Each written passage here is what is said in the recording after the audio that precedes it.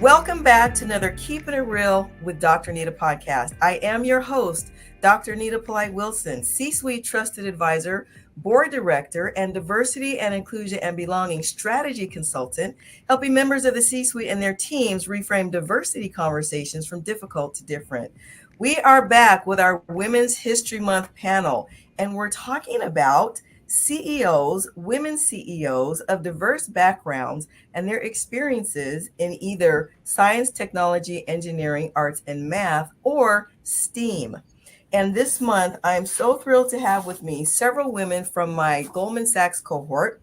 And I want to introduce you again to Ms. Pearl Hanks, Principal at P Enterprise Consulting Services, Kristy Grant-Hart, Founder and CEO, Spark Compliance, Marina Grijalva. Did I get that right, Marina? All right. You did. Marina Grijalva, Founder and CEO, Mundo Academy, which is much easier for me to say. Sade Stephenson, Director, McKallen Medical Training Center, and Dr. Gloria Tumbaga, Founder, Wellness Diagnostics and Medispa. Ladies, thank you so much for coming back. Our question for the hour is this: what have been your unique challenges as women-owned small business owners? And Sade, let's start with you. What have been your unique challenges as a woman-owned small business? You know, as a business owner and on my entrepreneur journey, I would say faith is something that I've been strengthening, to be quite honest. There have been moments where you don't know, where you're unsure, if you don't trust yourself. So I would say my weakness that has now turned into a strength was just walking by faith and betting on yourself. I would say betting on myself and betting on my gut instinct, that gut reaction. Yes, your answer totally resonates with me, because even though I stepped out into this knowing the skills and strengths and expertise and education that I brought to the table, it was such a leap of faith. So I appreciate you sharing that, because too often we assume that everything is about hard work. No, you have to have faith that what you're doing, people want. What you're doing is the right way to do it based on how you define the right way, right?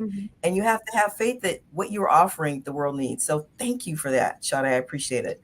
Marina, how about you? Oh, I'm sorry. Go on. I was going to add to that. I think it's that imposter syndrome and not letting that affect you and bring you down, and feeling confident and courageous in terms of what you're doing, and that the world wants to see what you have to offer. And oftentimes I think that's because we don't have maybe role models and mentors who are there to pave the way. I mean, we do have many of them, but we need more, which is why it's so amazing that we're all together. Yeah, Sade, I completely understand. I think having imposter syndrome and not having faith in yourself and faith that what you're producing is what people want is really difficult. And it's a challenge to absolutely overcome, feeling and knowing that you belong there and that you have the right to take up space. And again, that what you are developing as an entrepreneur is something that nobody else has seen. And even if it's innovative and it hasn't been out there before, that you have to have faith in yourself and in your process that others are going to follow. So I definitely resonate with your answer. I love how you said you have the right to take up space, because if you've got the guts to put yourself out there, then you've got the right to take up whatever space it needs to be out there and make a difference. So thank you for that, Marina. Pearl, what are your thoughts? What was your unique challenge as a woman-owned small business? So, to my fellow Sade and Marina so far, I know exactly how to be a boss. So that's not really where I'm coming from. And we know this. Do we not know this lady that Pearl knows how to be a boss? Yes, we know that. I need some of that, Pearl. Help me here, Pearl. Take more of it. I have plenty to give. I think for me, my challenge has been, and that could also just be small business. From a woman's perspective, though, it's really building a strong network that seeks the relevant information. I often find that men have these teams and this little boys club that goes in board meetings, and they have these conversations in between sports and everything else. We as women don't have that yet. And so that has been a challenge of sort of bridging that gap. I can only follow this much sports. I'm forced to watch football every Sunday, thanks to my husband. So I have some kind of conversation, but every time I start talking about it, he's like, please stop talking about it because you really don't know football, which I really don't. But, it's just trying to go into the water cooler and having the conversations to connect is what I've found a challenge being a woman-owned business, but also being in business, period. I would agree with that. Sometimes people get confused when we're trying to make space through connection, but they don't recognize that's what it is. They might think that we're trying to make space just to be making space. And there's such a difference. That is the difference between egotistical and the difference between wanting to make connections and offering the value that you bring to the table. So I appreciate you saying that, Pearl. Dr. Gloria, what do you think? For me, I think it's just wearing multiple hats and knowing, setting boundaries for myself is challenging for me because we always want to get into this department, that department, and oversee, but then just step back and just let people grow in their own roles. So let's talk about boundaries for a minute. As CEOs, we are goal-oriented, hard-driving, visionary, project-based people. But in terms of boundaries, do we think about feeding our leadership soul? How are we disconnecting when we need to disconnect?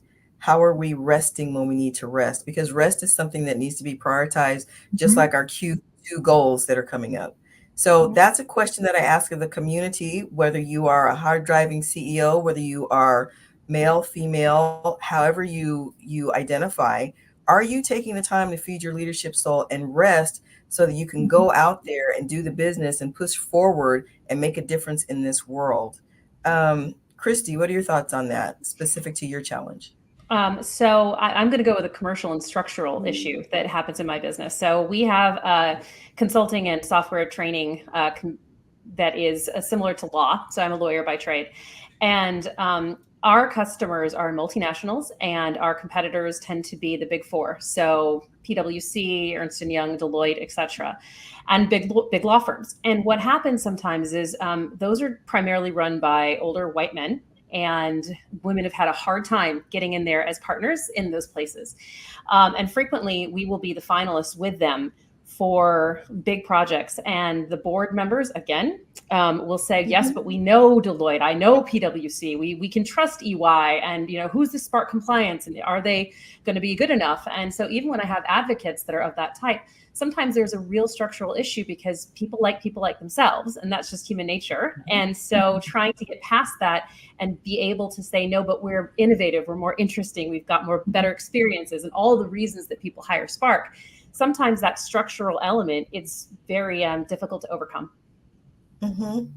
So it sounds like a common challenge. It's called Real Conversations from the C-Suite Community. It sounds like a common challenge is still to some level of being underestimated just because we're women. Did I hear that theme, ladies?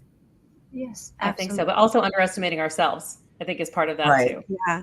Right. And there's a fine balance between having confidence in yourself. There's a fine balance in being willing to take up the space that you need and deserve, with the humility that comes just from being a person of integrity and values who's here to serve. There's a fine balance between that. And that's something that any CEO, I believe, is grappling with on a regular basis. And that also underscores the importance of resting before you need it so that you've got a clear head. Let's be serious. We are making decisions at a rapid pace every day. Unless we're well rested and have a clear head, we've got the potential to serve our clients less than we would prefer to do so. And I believe I've got that right. So another insightful conversation, community. I really hope you're taking notes. These women are incredible. They're insightful. They're amazing. And they will be back for our third conversation. So make sure you come back as well. To hear this conversation again, or our initial conversation, please go to the website, drnita.com. Remember to type out the word doctor. And on the landing page in the center at the top, click the link that says Keeping It Real Podcast. While you're there, check out my resources and my services. And please get in the flow with me. Follow, like, and overshare with your network any conversation, any podcast that helps you reframe diversity conversations from difficult to different. Until next time, this is Dr. Anita reminding you to stay blessed and keep it real.